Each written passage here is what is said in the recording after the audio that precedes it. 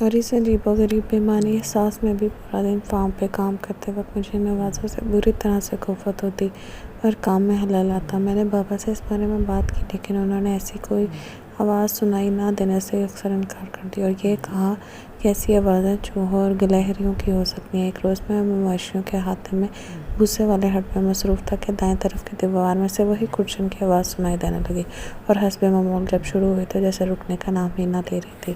اس روز پہلے ہی میری طبیعت ناساز اور موڈ خراب تھا، اور اوپر سے ان آوازوں نے جیسے میری زندگی اجیرن کر رکھی تھی۔ اس دن میں نے فیصلہ کیا ان آوازوں کا منبع پتہ کر کے ہی رہوں گا۔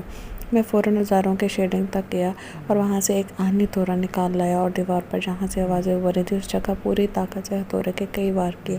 لکڑی سے بنی دیوار کچھ دیر میں ہی ٹوٹ گئی اور اس کے اندر سے کوئی چیز میرے قدموں میں آ کر گر گئی۔ میں نے دیکھا تو مجھے حیرت اور خوف کا شدید دھچکا لگا۔ وہ ایک لاش تھی، بہت پرانی لاش، جس کا سارا گوشت گل سڑ چکا تھا اور وہ دیکھنے میں انتہائی کریہا اور بد شکل معلوم ہو رہی تھی۔ مگر دیوار کے اندر وہ لاش آئی کہاں سے؟ یقیناً جس شخص نے اس کو قتل کیا ہوگا اس نے ہٹ تعمیر کرتے وقت لکڑی کی دو پرتوں کے درمیان اسے پھنسا کر کیلوں کے ذریعے اس دیوار میں چن دیا ہوگا۔ میں بھاگتا ہوا گھر واپس آ گیا اور بابا کو لاش کی برآمدی کی اطلاع کی۔ بابا نے گھبراہٹ میں فی الفور پولیس کو اطلاع کر دی۔ جب پولیس اہلکار فارم پر پہنچے اور ہم نے انہیں لاش دکھائی تو ڈیوٹی پر موجود انسپکٹر نے لاش کی جانچ پڑتال کی، اور انسپکٹر نے کہا یہ لاش کم از کم 50 سال پرانی ہے۔ پولیس نے ضروری قانونی کارروائی کرنے کے بعد لاش کو تحویل میں لے لیا اور سرکاری سردخانے تک پہنچا دیا۔ پولیس نے ہم سے فارم کے سابق مالک سے متعلقہ کوائف طلب کی اور بابا نے انہیں فارم کی فروخت کی دستاویز فراہم کر دیے۔ اس کے بعد المختصر یہ کہ لاش کے پوسٹ مارٹم کے بعد اتنا ہی معلوم ہو پایا کہ وہ لاش ایک جوان عورت کی تھی اور اس کے مرنے کی ممکنہ وجہ دم گھٹنا ہو سکتی ہے۔ بقول ڈاکٹرز اس عورت کو یقیناً بے ہوشی کی حالت میں ہی دیوار میں چن دیا گیا ہوگا اور ہوش میں آنے پر اس نے گھبراہٹ میں دیوار سے نکلنے کی بہت کوشش کی ہوگی، بہت ہاتھ چلائے ہوں گے، مگر نہ نکل سکی اور دم گھٹنے سے ایک بھیانک اذیت ناک موت کا شکار ہو گئی۔ اس کے چند دن بعد وہ پورے سراڑ لاش سردخانے سے غائب ہو گئی اور پولیس کو فارم کے سابق مالک کا کوئی بھی سراغ نہ مل سکا۔ لیکن چند روز بعد پھر سے فارم میں وہی لکڑی کریدنے کی آوازیں آنا شروع ہو گئیں، اور بیٹا پھر شاید ہی ایسا کوئی دن ہوگا کہ میں نے اس مکروہ لاش کو فارم میں کہیں کسی کونے میں کسی کمرے میں دیوار کریدتے نہ دیکھا۔ وہ بہت خطرناک عفریت تھی جو نفرت کی آگ میں جھلس رہی تھی، لیکن میں نے اور بابا نے اس عفریت سے بچ رہنے کا ایک ہی طریقہ دریافت کر لیا تھا، وہ یہ تھا کہ اس کو یکسر نظر انداز کر دینا چاہیے۔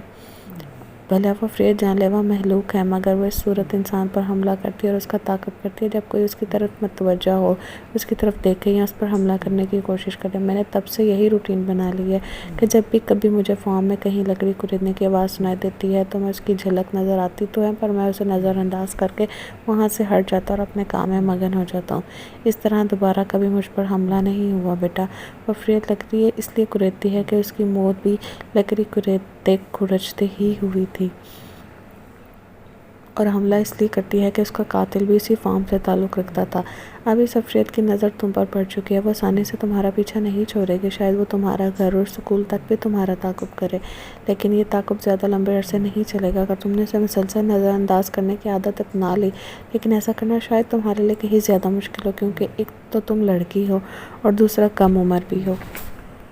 چاچو بولتے جا رہے تھے اور میں خاموشی سے سنتی جا رہی تھی۔ مجھے یہ سب ایک بھیانک خواب جیسا لگ رہا تھا۔ میں اس وقت کو کوس رہی تھی جب میں نے اس منحوس فارم ہاؤس میں قدم رکھا تھا۔ ساتھ ہی میں نے دل ہی دل میں یہ فیصلہ کر لیا تھا اب کبھی چاچو کے ہاں نہیں جاؤں گی۔ وہ چھوٹا سا ایڈونچر میرے لیے زندگی موت کا مسئلہ بن چکا تھا۔ اس شام ہم گھر واپس لوٹ آئے اور تبھی سے میرے لیے خوف و وحشت کا نیا دور شروع ہو گیا۔ اس رات میں نے حسب معمول ہوم ورک مکمل کرنے کے بعد اگلے دن کے لیے اسکول بیگ تیار کیا اور سونے کے لیے لیٹی۔ ابھی کمبل اوڑھا ہی تھا کہ مجھے ایسی آوازیں سنائی دیں جیسے کوئی میرے بیڈ روم کے دروازے کو باہر سے کچرچ رہا ہو۔ ساتھ ہی مجھے ایسی آوازیں سنائی دینے لگیں جیسے کوئی کھڑکی کے شیشے پر انگلی سے دستک دے رہا ہو۔ میں نے چاچو کی ہدایت پر عمل کرتے ہوئے سختی سے آنکھیں مینچ لیں اور کمبل کو خوب اچھی طرح اپنے گرد لپیٹا اور آیات کا ورد کرتے ہوئے سونے کی کوشش کرنے لگی۔ کافی دیر تک وہ مکروہ آوازیں سنتے سنتے میری آنکھ لگ گئی۔ خواب میں نے دیکھا کہ میں پتھروں سے بھری ایک نریم طریق وادی میں ننگے پاؤں بھاگ رہی تھی اور وہی اہونی عفریت میرا پیچھا کر رہی تھی۔ نوکیلے پتھر لگنے سے میرے پاؤں زخمی ہو رہے تھے اور ان سے خون بہتا ہوا زمین پر میرے قدموں کے نشان بنا رہا تھا۔ اچانک ایک پتھر سے ٹھوکر لگتی ہے اور میں منہ کے بل گر جاتی ہوں۔ آن کی آن وہ عفریت میرے سر پر پہنچ جاتی ہے اور اپنے نوکیلے پنجوں سے میرے جسم کا ایک ایک عضو ادھیر کے رکھ دیتی ہے۔ یہ خواب دیکھ کے خوف کے مارے میری آنکھ کھل گئی۔ میں پسینے میں شرابور تھی، میرا جسم پوری طرح سے کانپ رہا تھا۔ مجھے یہ بات گھر میں سب سے چھپا کر بھی رکھنی تھی، چاہے جو کچھ بھی ہو جائے۔ میں کبھی نہیں چاہوں گی کہ وہ عفریت میرے گھر میں کسی اور پر بھی مسلط ہو جائے۔ یہ سوچا کہ اس کے بعد سے یہ معمول بنتا چلا گیا۔ مجھے گھر، اسکول، کار، گرز، ہر جگہ اس بلا کے کھرچنے کی آواز سنائی دیتی اور چند مرتبہ تو اس کی جھلک بھی دکھائی دیتی۔ میں نے ہر مرتبہ دل پر جبر کر کے اسے نظر انداز کرنا جاری رکھا، تاہم اس سے میری صحت پر برے اثرات مرتب ہوئے۔ میری نیند اور بھوک اڑ چکی تھی، رنگت زرد پڑ گئی اور آنکھوں کے گرد سیال حلقے بن گئے۔ میں اسکول کے کام میں کمزور ہونے لگی اور میرے گریڈز میں بھی کمی آنے لگی۔ اس سب صورتحال پر میرے والدین بہت پریشان تھے اور یکے بعد دیگرے کئی ڈاکٹرز اور اسپیشلسٹ سے میرا معائنہ بھی کروایا گیا، لیکن تاہم کسی بھی مرض کی تشخیص نہ ہو پائی، بلکہ مجھے تو ڈاکٹر کے کلینک اور ہاسپٹل میں بھی وہی منحوس کھرچنے کی آواز سنائی دیتی۔ 3 ماہ میں میری حالت اتنی بگڑ چکی تھی کہ اسکول انتظامیہ نے مسلسل بری کارکردگی دکھانے اور صحت کی خرابی کی وجہ سے مجھے مزید پڑھانے سے معذرت کر لی اور اسکول سے میرا نام خارج کر دیا۔ دوسری طرف اب میں اتنی کمزور ہوتی جا رہی تھی، ریلائز کیے بغیر کوئی چارہ نہ تھا اور یوں مجھے شہر کے ایک معیاری اور اچھے ہاسپٹل میں ایڈمٹ کر دیا گیا۔ میرے پورے خاندان پر میری وجہ سے پریشانی اور تکلیف کا دور شروع ہو چکا تھا اور مجھے اس بات کی بھی الگ شرمندگی تھی۔ لیکن پھر ایک دن مجھے وہ آواز نہ سنائی دی۔ پورے 24 گھنٹے گزر گئے، وہ منحوس آواز نہ سنائی دی۔ پھر سے کیا میری تکلیف کے اختتام کا وقت آن پہنچا تھا؟ کیا وہ عفریت میرا پیچھا چھوڑ چکی تھی یا پھر میں موت کے اتنے قریب ہوں کہ مزید کوئی خوف مجھے تکلیف نہیں دے پا رہا؟ اگلے روز میں نے سوچا، لیکن 3 دن گزر گئے، مجھے پھر وہ آواز دوبارہ نہ سنائی دی۔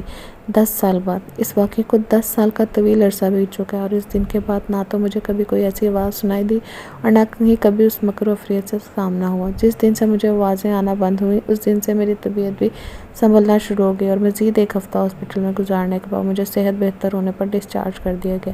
اس کے بعد میں کبھی چاچو کے ہاں نہیں گئی اور میں نے دوبارہ اسکول میں بھی ایڈمیشن لینے کی کوشش نہیں کی، جس سے میری تلخ یادیں وابستہ تھیں۔ مجھے اس سے بھی اچھے اور معیاری اسکول میں بآسانی ایڈمیشن مل گیا تھا اور اب 10 سال بعد میں ایک پروسیکیوٹ کی حیثیت سے اپنی عملی زندگی کا آغاز کر رہی تھی۔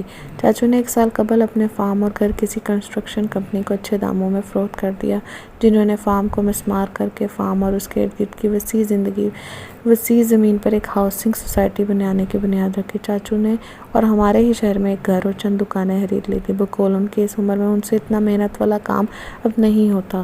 مجھے اس کمپنی اور اس کے کارکنوں کو اور اس ہاؤسنگ سوسائٹی میں کچھ عرصے بعد مکان خریدنے والوں سے ہمدردی ہے، کیونکہ وہ سب نہیں جانتے کہ بہت جلد ان کے ساتھ کیا کچھ ہونے جا رہا ہے۔